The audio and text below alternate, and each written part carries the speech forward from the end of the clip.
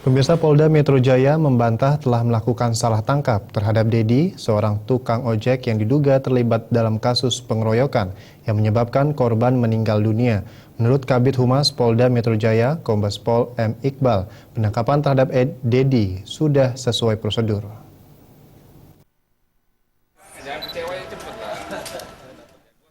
Kepala Bidang Humas Polda Metro Jaya, Kombes Pol Muhammad Iqbal menilai terlalu dini dan prematur menyimpulkan pihak kepolisian telah melakukan kesalahan dalam menangkap pelaku pengeroyokan di Pusat Grosir Celilitan, PGC, Jakarta Timur.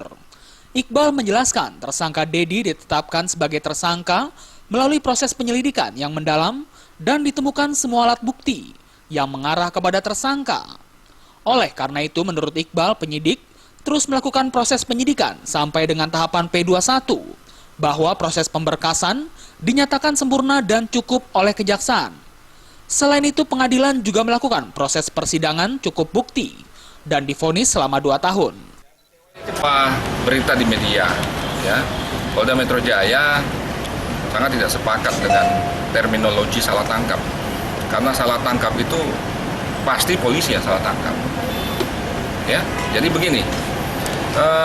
Tersangka kita tetapkan sebagai tersangka, ya, D, itu melalui proses penyidikan yang mendalam ditemukan semua alat bukti yang mengarah kepada tersangka, gitu ya.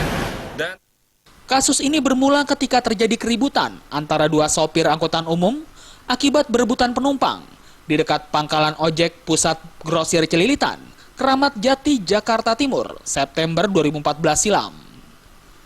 Para tukang ojek kemudian melerai keduanya hingga pergi. Namun salah satu sopir kembali dengan membawa senjata tajam. Alhasil sopir angkot ini dikeroyok tukang ojek dan sopir angkot lainnya hingga meninggal dunia. Diduga Dedi terlibat dalam aksi pengeroyokan itu, namun Dedi membantah hingga akhirnya Dedi bebas setelah pengajuan bandingnya diterima pengadilan. Namun, Dedi sempat menjalani penahanan hampir setahun. Dari Jakarta, Zikri Amin melaporkan. Pemirsa, Gubernur Sumatera Utara dan istrinya ditahan. Simak beritanya sesaat lagi.